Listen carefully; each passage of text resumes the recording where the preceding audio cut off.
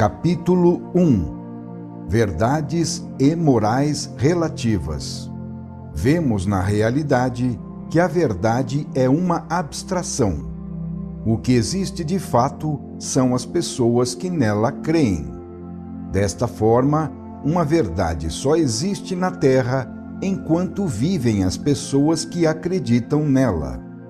Isto acontece porque não existe em nosso mundo, no antissistema, uma verdade universal.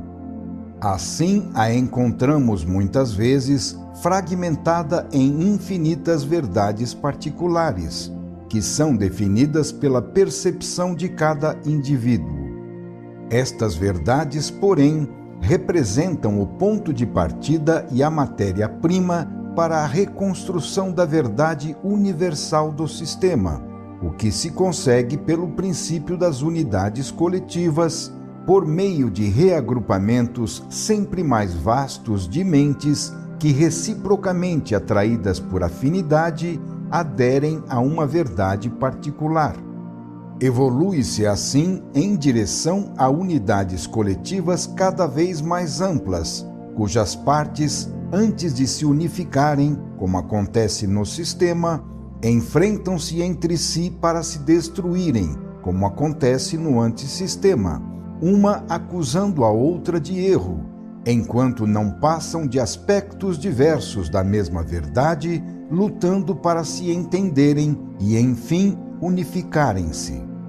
Que a evolução leve à unificação das verdades particulares, podemos ver hoje na religião e na política, com a universal tendência à unificação, cuja finalidade é sanar o estado de cisão e luta que prevalecia no passado.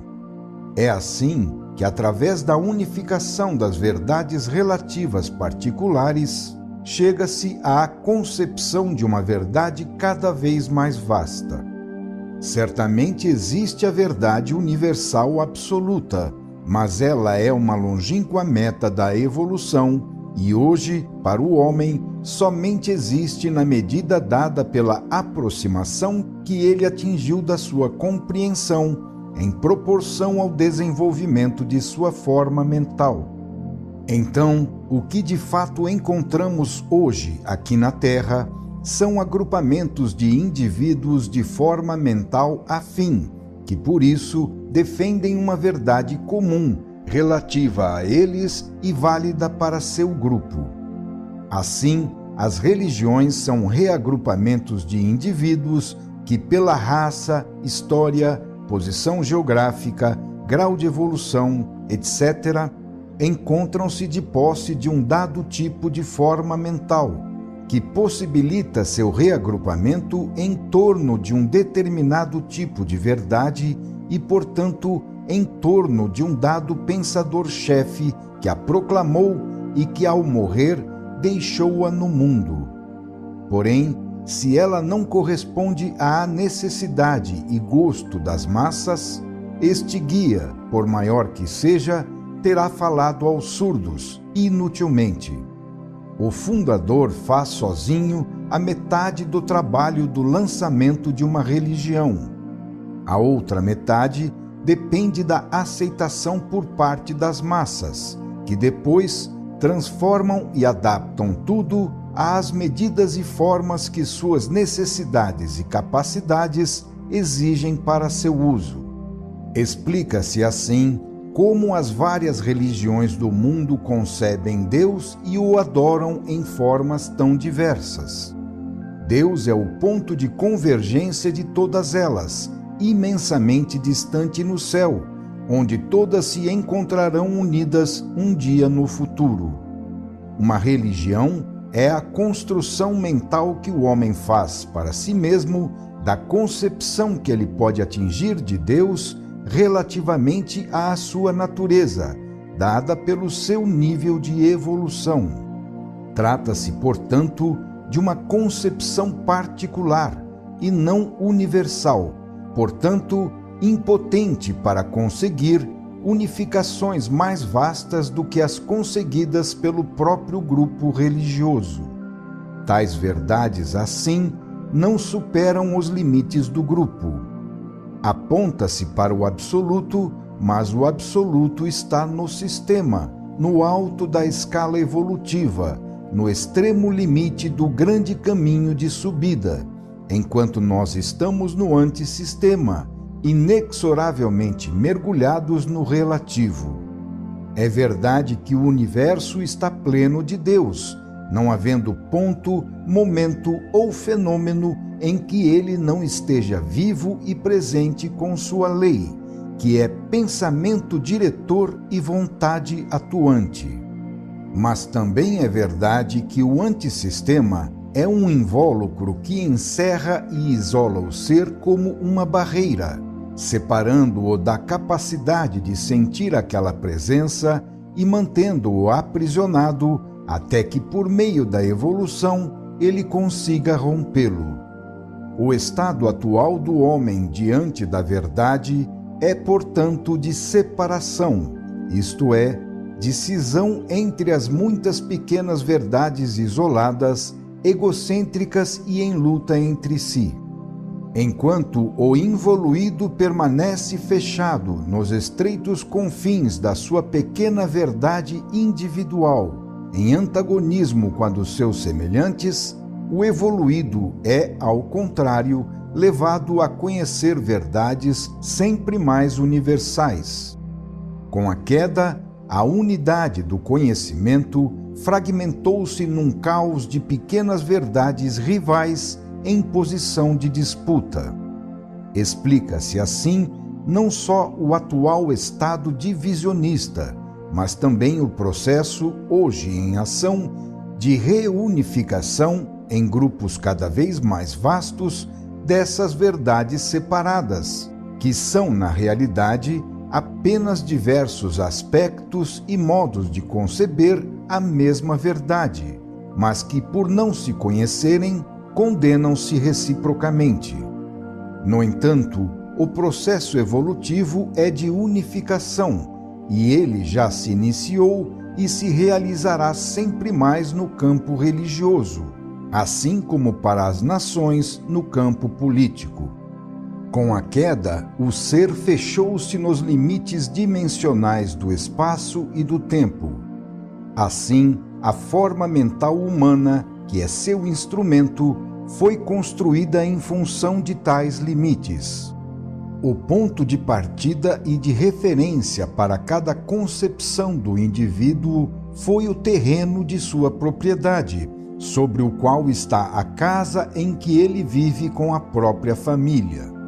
Eis então a ideia de muralha e de defesa contra os invasores, que são estranhos ao redor dele e que procuram entrar naquele terreno como se pertencesse a eles, para lhe roubar as mulheres e os haveres, a fim de satisfazerem seus instintos de fome e sexo, que são as duas necessidades básicas da vida, correspondentes às necessidades de sobrevivência do indivíduo e da raça.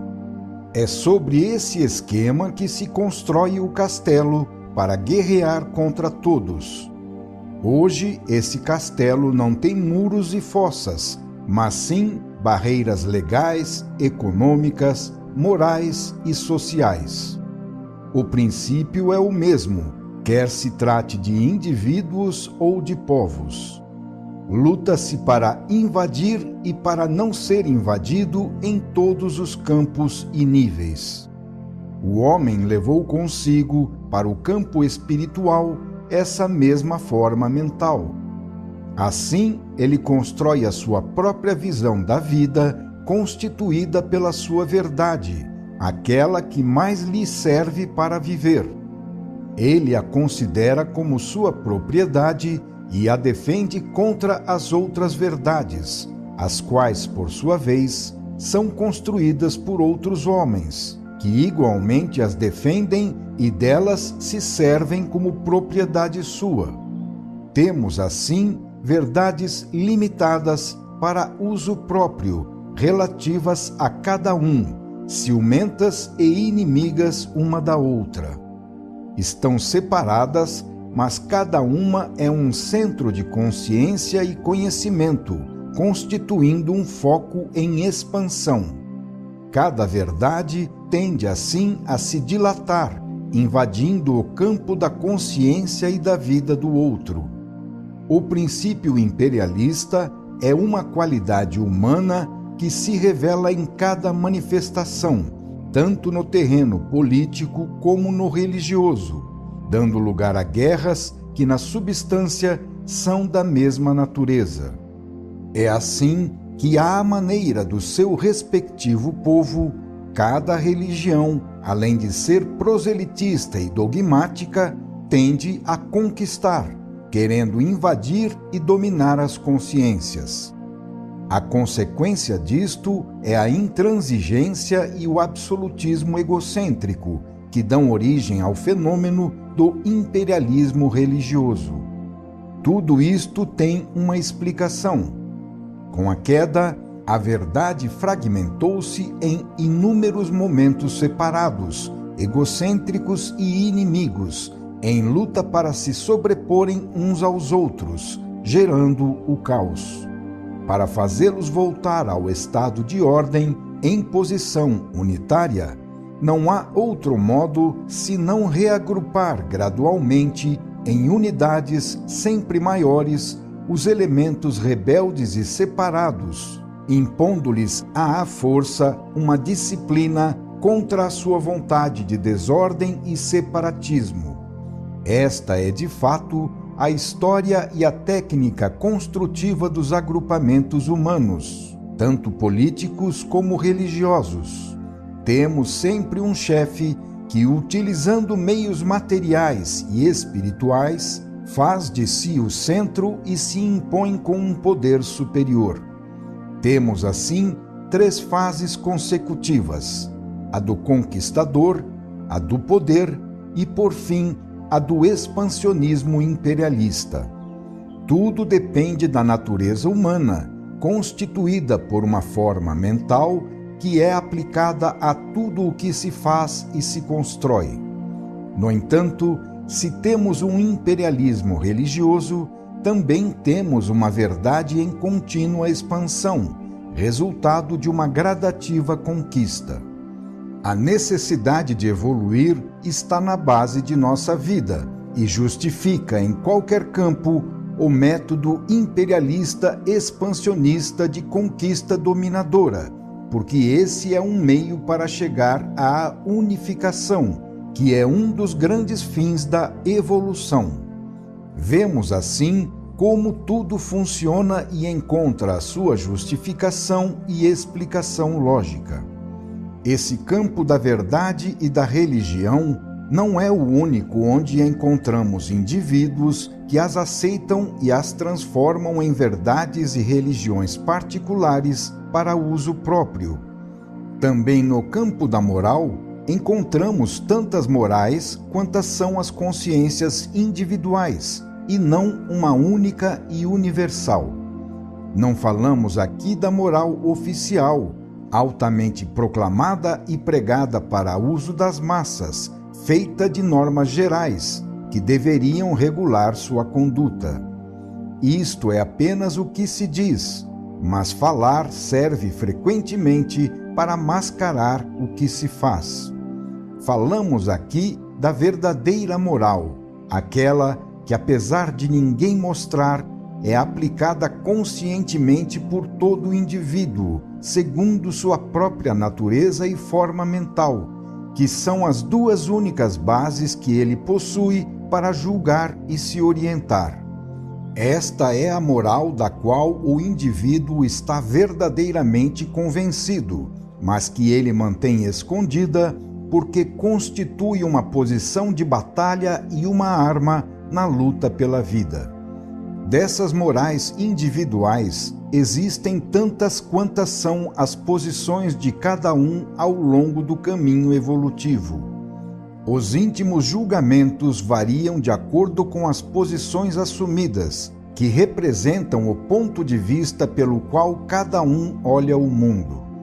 Assim, Um involuído julgará como tolo um evoluído que se sacrifica pelo ideal e só enxergará no sacrifício dele um modo para aproveitá-lo em sua própria vantagem.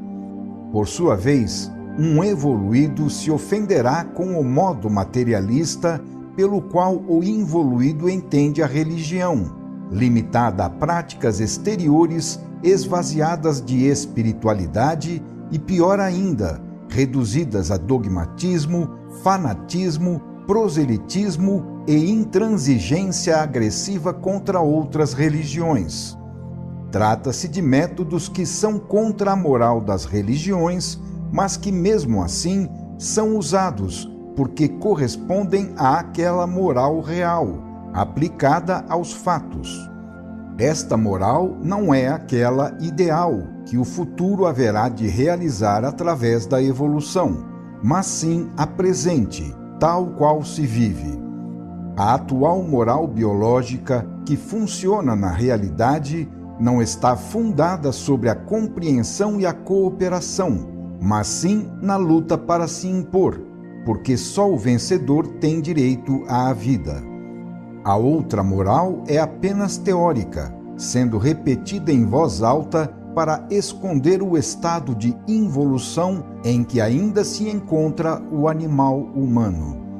A moral praticada de fato é esta moral biológica, egoísta e estritamente utilitária, anteposta a um fim importantíssimo, que é a defesa da vida, continuamente ameaçada por um mundo hostil.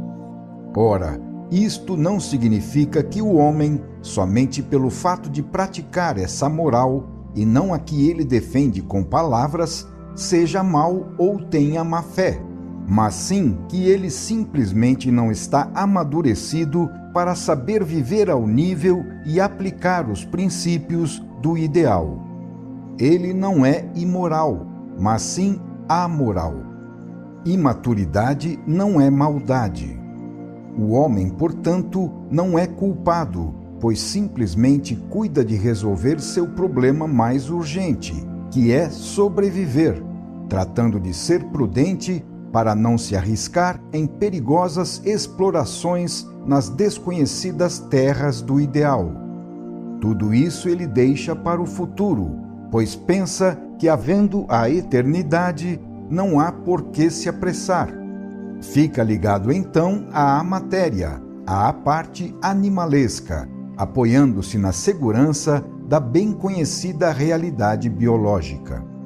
Ele tem boa fé porque, no seu nível de evolução, toda a consciência que ele conseguiu formar no passado e agora possui, fruto de uma longa experiência conquistada através de duras provas, assegura-lhe que é necessário permanecer utilitarista, sem se deixar desviar por caminhos perigosos, e continuar, portanto, em busca de vantagens imediatas e concretas, permanecendo positivo antes de qualquer outra coisa.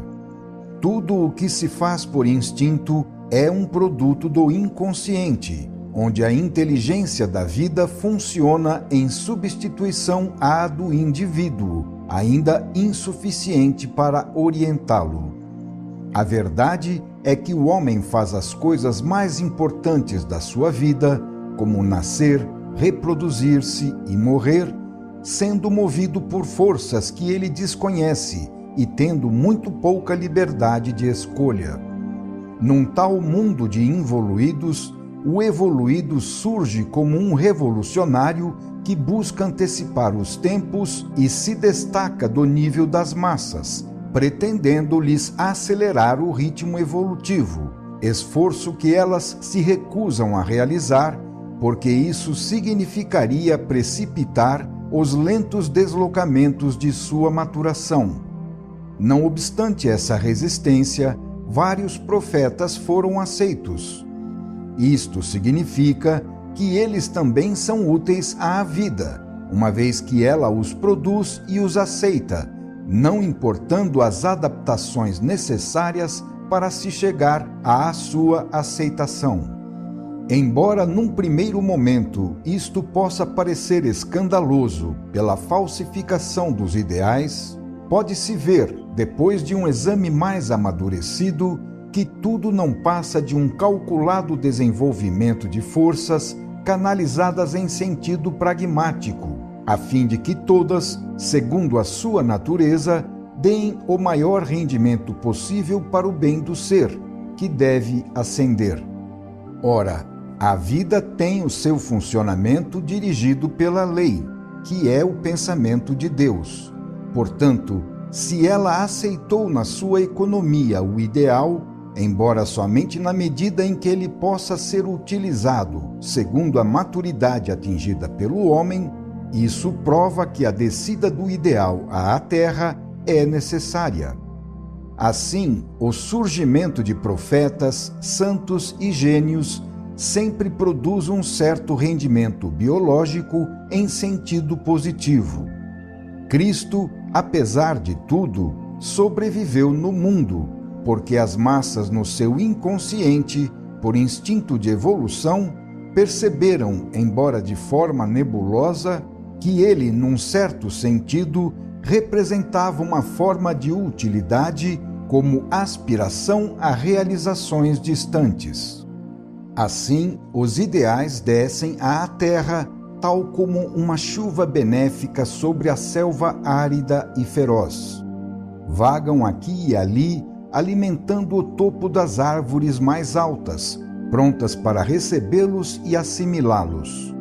Embaixo permanece a selva árida e feroz, onde os seres continuam os mesmos, só podendo ver com os olhos que têm e agir segundo sua própria natureza. Estes seres consideram o seu comportamento correto dentro da perspectiva da sua verdade, que é relativa ao seu nível de evolução, mas que pode ser um terrível erro para quem vive em posição mais avançada. Os delinquentes, à sua maneira, acreditam estar certos, do mesmo modo que a fera, quando devora a vítima, está certa no nível da fera.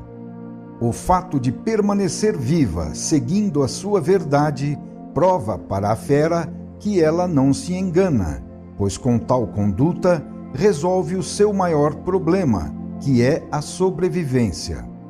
A culpa da besta está apenas no fato de ser obrigada a resolvê-lo daquela maneira, ao passo que o homem civilizado pode se permitir o luxo de resolvê-lo sem catástrofes ou risco de vida, e de até culpar aquele que não procede do mesmo modo.